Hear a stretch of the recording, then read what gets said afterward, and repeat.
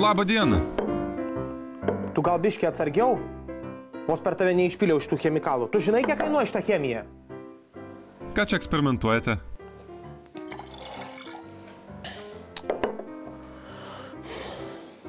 Gal aš pradėsiu nuo to, pirmiausia, kas tokia yra Nobelio premija? Siekite gauti Nobelio premiją?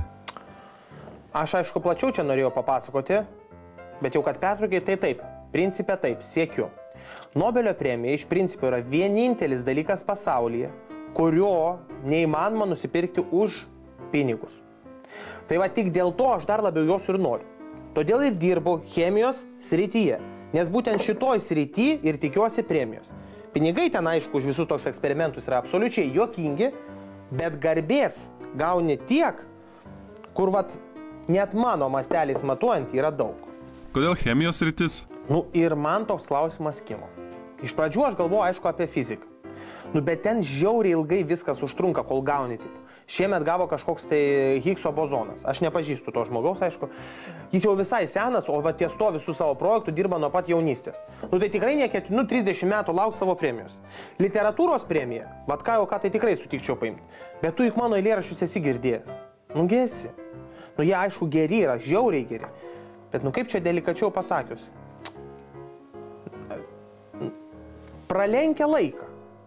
Ne visi dabar jos dar supranta. Beje, turiu naują, nori paskaitysiu? Ne, ačiū nereikia. Yra dar Nobelio taikos premija? Taip, taikos premija yra. Nu, jinai egzistuoja. Bet pačios taikos, matai, pasaulyje nėra. Kas baisiausia, niekada nebus. Žodžiu, tai po viso šito viską nurašius ir atmetus, man liko kas? Puikioji chemija. Šiemet Nobelio premiją gavo organizacija, kuri naikina cheminius ginklus. Dabar ant bangos yra tipo naikinti chemiją.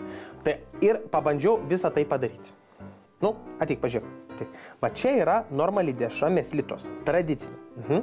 O čia yra ta pati dešra, va šita, oi, mažytė, tik tai iš jos išsiurbta visa chemija. O kas čia liko? O čia yra celofanas likęs nuo dešros. Palik, eik nuo stalo, nebelies čia nieko, eik iš čia.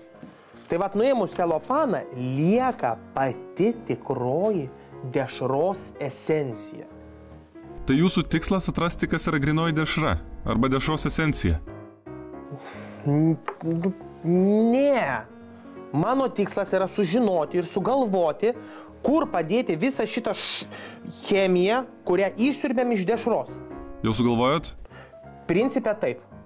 Visą šitą chemiją, va ir mėlyną ir žalią, reikia supurkšti į naujas dešras ir laukti Nobelio premijos.